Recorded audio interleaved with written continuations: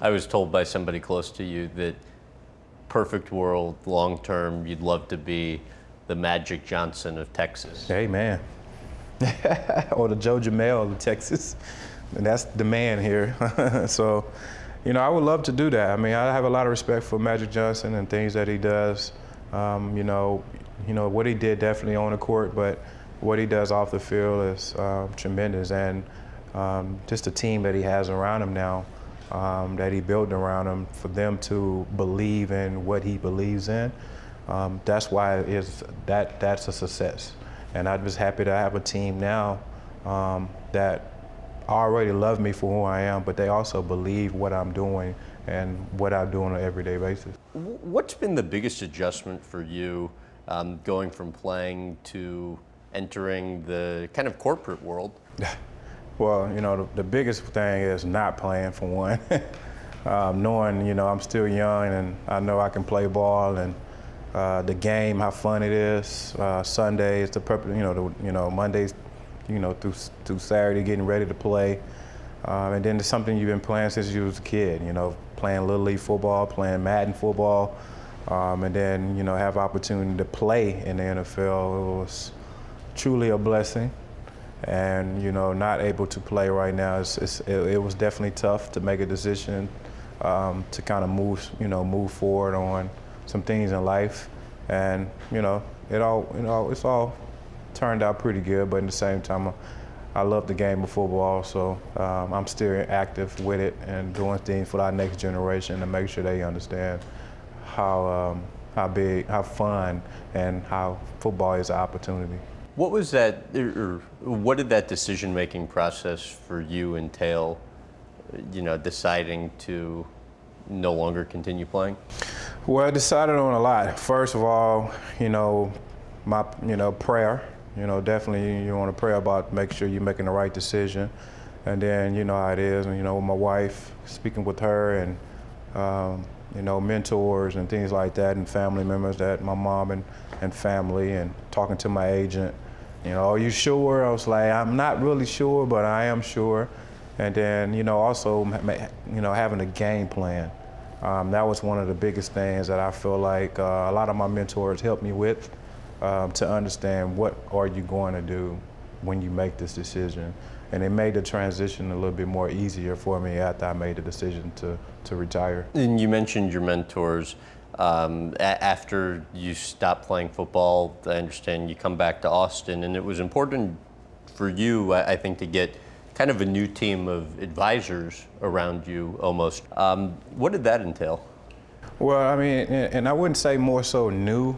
They was always there. It's just that I was so blinded from the team that I had. I thought that they was taking care of their responsibilities, but they wasn't. So I was so blinded of being the best athlete, and I was hoping that my team I can trust was doing what they were supposed to do off the field, which they wasn't. So, but the mentors like Judy, Don Reese, Jim McAville, Coach Browns, Joe Jamel, and my partners here at the Steakhouse and Sean Abood, they always been there.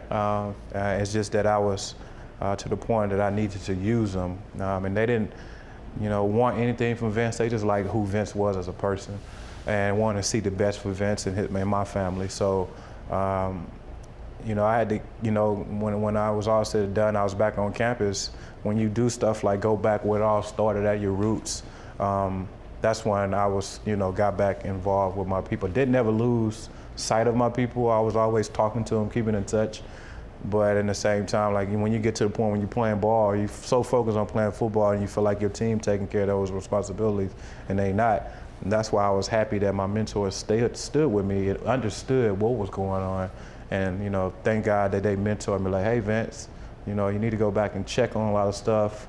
You need to come over here and talk to me and sit down with me. And they were still there for me. And I really do appreciate them for, not turning their back on me and keeping that same love that they have for not the athlete Vince, but the person VY. So I really do appreciate that. What are your long-term business goals?